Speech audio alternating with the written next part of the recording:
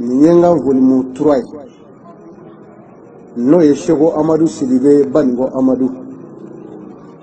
Malila Bamako Kati Péagi Kerefe Toy Malivia Yitne Ban Hadamadenya Yitne Hadamade ni Hadamadenya no don ni sera ki tanga domo abe hadamade garsega saka mine kono abe hadamade shi saka mine kono abe hadamade ka kene saka mine kono abe hadamade labani jongo joni kloduna ni nuna Shego Amadou bi ka min fiye ni sera ka me ka ke jonuma nyi alaka kuna jabi bari amika munu vo andega ka fangu ve ko kuma kadanda ala ye doni ni min galfana doni yere korodi ko doni ani doni min soroni ala yo diginga meka ko defawi ni ma fo awye ala bi minamo la harado bar ala ko doni ba mi ye doni dogo o sende alijina kuro doni ba mi ye doni dogo kunfiuna asende alijina kola doni fitini min mulo mika ko defawye laharado wala sa nyi roka buy Shego Amadou do Bango Amadou Malila Kati Péagi Kerefe Toy alhamdulillah amina damina ni femunu nye ami muso folota amita na malakaw muso ni kɛra muso ye k'a daminɛ denmisɛnnin nama dutigi fɔlɔ min den ye bari muso bɛ laban yɔrɔ muso ye awa kɛ yɔrɔ fila de ye saba don mais fila in o ye diɲɛ de ye sabanan bɛ ta kɛ kaburu de kɔnɔ i bɛ bange cɛkɔrɔba min ka so n'o den ye o bɛ jogo dɔ don muso la a bɛ taa furuso min n'a bɛnna ni cɛ ɲuman ye o bɛ jogo dɔ don a la wali n'a bɛnna ni burankɛ ɲuman ye wali buramuso ɲuman o bɛ to k'a wele buramuso kana nin kɛ nin man ɲi a b'a fɔ burankɛ n y'a mɛn o ye jogo don yɔrɔ dɔ wɛrɛ ye o jogo fila in n'a y'i da o bɔnkɔnɔ jogo cɛ de b'o don i la o tuma sabanan de bɛ kɛ yen a bɛ taa dafa jumɛn na ni nafa bɛ sɔrɔ yɔrɔ min na sa o ye kaburu kɔnɔna ye. Cɛ o cɛ a bɛ dumuni kɛ mais cɛ caman ka dumuni de bɛ kɛ muso kunkolo la bari cɛ ka ko tɛ dafa ka ɲɛ n'a caman ma furu kɛ n'i kɛra kamalen jalaki ye ko wari bɛ yen ko n'i ma furu kɛ i ka ko ti dafa n'i kɛra cɛ kamalen jalaki ye ko fantanya b'i la n'a dɔw ye furu kɛ a bɛ fɛn sɔrɔ ni muso in ne y'a kun. Kuma n'o kɛra tuma min na a bɛna musonin to yen k'a bolo mana bɔ a y'a sɔrɔ wari caman b'a bolo ka dɔwɛrɛ k'ale ka na n'a ye ala ko ale ti ban maa rɔ fiyewu f'a y'i sɔn k'i to cogo min n'i ko i b'i bɔ o cogo rɔ k'a bɛ ban i la o kiri kɛra kiri mana daminɛ sa ala ti ala bato ka ɲɛ bilen o ka jugu gɛrɛsɛgɛ ma kosɛbɛ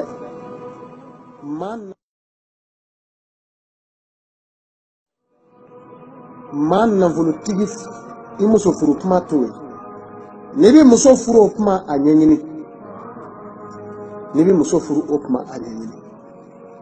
kuma muso ni muso fɔlɔ min dir'i ma i n'a bɛ fantanya la ni ala ye nafolo dɔw gɛrɛsɛgɛ n'i nan'i fo si k'a fɔ i bɛ muso wɛrɛ ɲini i k'o ɲɛɲini kosɛbɛ n'o tɛ o dɔw ye ko kura ye o ɲinini bɛ se ka kɛ nafolo bɛ ban wali dawula bɛ jigin wali masaya bɛ ban wala a bɛ kɛ n'i bolo don fɛn o fɛn na o ti ɲɛ bilen n'o y'i sɔrɔ i b'i jija sa yiri dɔ de bɛ yen o b'a fɔ ko mananin cɛman dɔw b'a fɔ ko kungo mananin gɛlɛmanin i bɛ o daga bi don kuru saba don bɛlɛkisɛ saba bi bila ju la i b'o tobi k'i ko n'a ye su saba o su saba i bɛ kelen ko su saba o saba i bɛ kelen ko a bɛ bɛn koko saba ma o su 9 ye n'i y'o kɛ ibina do sego modi kefiye garasaga bisaga me kono onga nyuma emiye sebeli wera debike ni sera ko ke manani chema agli iba agli do ibo de go chronicle bi ngo sebeli nsa o de kitabu kono nyo de fo isasu minjai nabi nyuma ma mugani duru ka baro be gafe mino abo de yoro do lay o de bi sebe ko nashikala ibi ko nay no kera ilse ka muso nani mara hali ke hami ni fanda yai no te ma do dolo o ti so ni muso flai ma do dolo o bi so muso flama o ti so muso sabama ma do dolo bi so muso sabama ti so muso nani ma dolo do bi so muso kelemo ma ti so muso flama ti so sabama dolo do be muso jamakulu kadola o dolo be moula e ma ni ta ke fla ka ke saba yala e adoni e kunyo do ewa mogomi ni muso saba ni nani bale ko ale ka soro be nyaga wati deception oni muso ni ngele mbatu ibaye soro ka dogo bari ma do bi dumini ke jama kungulo aya ka ko ni mbade doni mindo anye mindo doni la tiki no soni baraka fiyo wallahi doni bi ilmu ni hakika obe mani ka brifini che obe mbade ni muso kelembi tu sani ka flanata alieni ni folada lo tani bisiyere koro ni bora hala flana no fe agrasega jine mana che amma soro furumanya grasega tesega no labli aya ko lo shimina de o chama e mo soro juljuli aw soro maliko na jamana wero la tuga fe musoni ni bolo ni de aka ko nyenyi chebe dumini ke muso kuluro o yi follow o kofe muso furu muso ki to che krefe ki daki kodo ifuru chem hero herebi bo awlasa wana de here suraba kodo awmo ibita debeli ki yere wolo de la kwa bulo fete ka soro kadu muso femi mi yere bolo kumi soro kadu ke kundi daki kodo ichemo wa glako o katolika deso muso idale glako na chekre fe kani firi dishika cheti dusu suma fiyo muso ka baro cheta edusu suma srabe cheti dusu suma srabe muso ni kara muso ikara chei ni bi daglaro ibi daki kulo da ikini moloka ki nyeshi dam kani daki kodo dam vegra sege ko ni ye bongura jo ni bi do akono ki ka glada ibi boda tige fami boda dogo manfa bo kono na seleke minga glako o katolika deso muso idale glako na chekre fe tani firi dishika cheti dusu suma fiyo muso ka baro cheta edusu suma srabe cheti dusu suma srabe muso ni kara muso ikara chei ni bi daglaro ibi daki kulo da ikini moloka ki nyeshi dam kani daki kodo dam vegra sege ko ni ye bongura jo ni bi do akono ki ka glada ibi boda tige fami boda dogo manfa bo kono na seleke minga dogo o kake nyuma fe idondo nyuma fe seleke minga boni glambe ku aro kake kini muluro idondo kini kada isi glaka obe adama de shi dafa obe adama de gresega dafa gresega de na buna adama de mo adena kini fe adama de bi so gresega mina obina kini fe adama de ka baraji mina meleka obina kini mulola u bɛna kini fɛ bari lahara do kafiru disi bi sɔgɔ ni ɲuman bolo ye k'u ka awa baraji juguma don ɲuman bolo rɔ u kɔfɛ wa simali tɛ fɛn wɛrɛ o ye ɲumanafaa maaw ye shabi kuna ye alijinɛ dongo fɔlɔ maaw de ye n badenw i da i kinibolo kan n'i b'i da sunɔgɔrɔ i da i kinibolo kan maa min n'i b'i da i ɲumanbolo kan n'i sugɔra i t'a faamu ni sitana sugo kɛr'i la a ka teli k'i bana a ka teli ka maa si tigɛ ni janfanjiw nan'i kama sugɔrɔ u ka teli ka s'i la fana a bɛ maa siri tewu n badenw i sena samaraw i bɛ samara minnu don u to tabali jukɔrɔ i k'u gɔ i si dilan a jukɔrɔ a bɛ hadamaden gɛrɛsɛgɛ siri muru dabɔlen kan'a turu i kunkɔrɔ kasi ka muru dabɔlen fɛngɛ jɔ i kunkɔrɔ kasi a bɛ hadamaden si tigɛ bari hadamaden mana sunɔgɔ a ja in de bɛ wuli di n'o ye ni bɛ ja min na o bɛ wuli di kana muru turu i kunkɔrɔ n badenw maa min bɛ si yeele la limɛri min lakadi a tigi ti kɔrɔ ni ɲɛ a ti kɔrɔ ni ɲɛ fiyewu ni ja bɔr'i rɔ ka ban n'o ye min ye n'i bɛ sunɔgɔ ja in de bɛ wuli ka bɔ kɛlɛ kun ka yaala daminɛ e t'o dɔn yeele in bɛ jɔ yɔrɔ kelen bɛ ɲɛ ka a bɛ ɲɛ mɔgɔnin de ta tewu k'a jɔ a y'a janto ban hadamaden ka nin fɔw ye ka ɲɛ n'i ka bon kɔnɔ ni ɲɛbɛrɛ bilenman cɛyara timɔri ɲini k'u fɛ ni mɛnɛmɛnɛni bilenman cɛyara timɔri ɲini k'u fɛ o ye gɛlɛya donnen i kan ni mɛnɛmɛnɛni finman don n'u faw o ye hɛrɛ de i ma o ye kunnaja de i ma i bɛna hɛrɛ sɔrɔ waati kana siga o la i bɛ hɛrɛ sɔrɔ i tun ma sigi ni hɛrɛ min ne badenw nin ye hadamadenya tinɛw de ye nin y'a taamasiyɛnw ye maa furumuso bon kɔnɔ i furumuso i kɛra bon kɔnɔ i kɛra ɲɛkɛ na kana fini wɔrɔ hali ni fini t'i la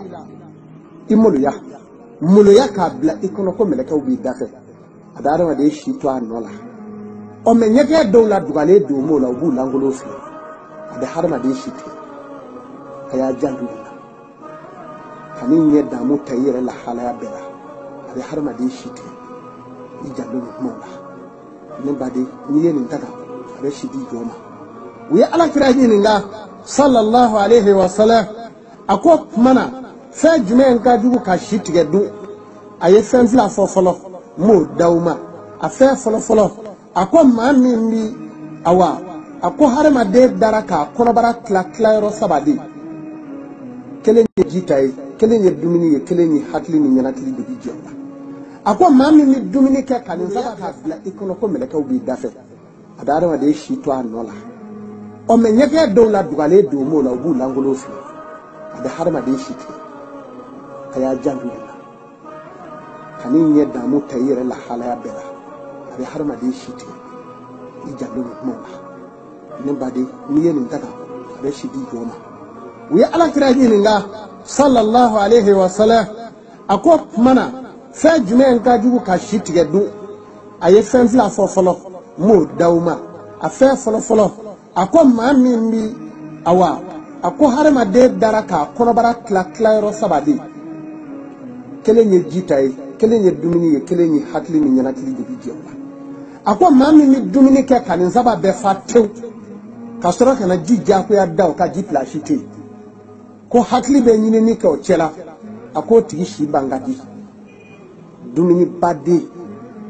k'i fa nɛrɛbɛ tɛ o ka jugu adamaden hakili ma dɛ wa a ka jugu si ma a k'o kɔfɛ maa min ti fa muso la pewu a ti fa muso rɔ pewu ale kɔni b'o de ka su ni tile ale bɛ muso ka ye a mana sɔrɔ waati min ale b'o ka ye ko ka teli ka adamaden fara muso talonko kelen a bɛ komi kulu n'i ye vitesse ta ka yɛlɛ kuluba la ka t'i jɔ a sanfɛ a boli cogo n'o ka kan a bɛ sɛgɛn min da i kan muso awa semako kelen a gɛlɛya b'o sa adamaden ma mɛ bɛɛ kɔ jara bɛɛ fasa b'i dimi i t'a mɛn maa si da ko muso ko de mana walima a bɛɛ ta ayi dɔgɔtɔrɔw t'o fɔ sen dɛ bɛɛ b'a la ale de bi si ba kira Muhamadu y'o de fɔ jiri 7 ne bɛ yen ni jɔn o jɔn y'o jiri 7 in ko muso tɛ se ka foyi k'i la beli muso tɛ se ka foyi k'i la n'a y'i diya i baara bɛɛ a dala i ka b'o kɔnɔ i muso kɔnɔ an ka m'o dɛmɛ i furumuso o jiri 7 in Cheikh Amadu bɛ se k'o de fɔ aw ye gundo la a bɛ faamu wa tuma furumuso ko a bɛ nin cogo la furumuso b'o kɔnɔ dɔw bɛ awa su diɲɛ cɛ la ko fɔ cɛ ka wari di ni cɛ ye wari di wa e de b'i denw baara sa u ka wari di n'o tɛ i tɛ wari sɔrɔ i denw na ko dɔw de bɛ kofɔli kɛ cɛ bɛna k'a fɛ tuma min a bɛ fɛn dɔ baro bɔ cɛ ye k'a fɔ ne tun y'a f'i ka nin san nin ye mɛ i m'a sa dɛ n'i y'o kɛ ka ban denw ni hɛrɛ o hɛrɛ k'i ye sa a bɛ kɛ nata de ye muso munuya k'a bila i kɔnɔ ko mɛlɛkɛw b'i da fɛ a bɛ adamaden si to a nɔ la ɔ mɛ ɲɛgɛn dɔw la dugalen don m'o la u b'u lankolon filɛ a bɛ hadamaden si tigɛ a y'a janto o la kan'i ɲɛ damu ta i yɛrɛ lahalaya bɛɛ la a bɛ hadamaden si tigɛ i janto nin kumaw la ne baden n'i ye nin ta kan a bɛ si di jɔn ma u ye alakira ɲininka sallallahu alayhi wa sallam a ko tuma na fɛn jumɛn ka jugu ka si tigɛ dun a ye fɛn fila fɔ fɔlɔ m'o d'aw ma a fɛn fɔlɔ a ko maa min bi awa a ko hadamaden dara k'a kɔnɔbara tila yɔrɔ 3 de kelen ye ji ta ye kelen ye dumuni ye kelen ye hakili ni ɲɛnakili de bi jɛ o la a ko maa min bɛ dumuni kɛ ka nin 3 bɛɛ fa tewu ka sɔrɔ ka na ji diyagoya da o ka ji pilasi to yen ko hakili bɛ ɲinini kɛ o cɛ la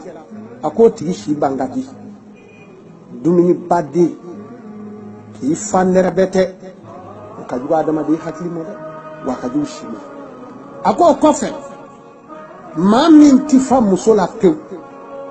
a tɛ fa muso la pewu ale kɔni b'o de ka su ni tile ale bɛ muso kan ye a mana sɔrɔ waati min ale b'o kan ye a k'o ka teli ka adamaden fara muso talonko kelen a bɛ komi kulu n'i ye vitesse ta ka yɛlɛ kuluba la ka t'i jɔ a sanfɛ a boli cogo n'o ka kan a bɛ sɛgɛn min da i kan muso awa semako kelen a gɛlɛya b'o sa adamaden ma mɛ bɛɛ kɔ jara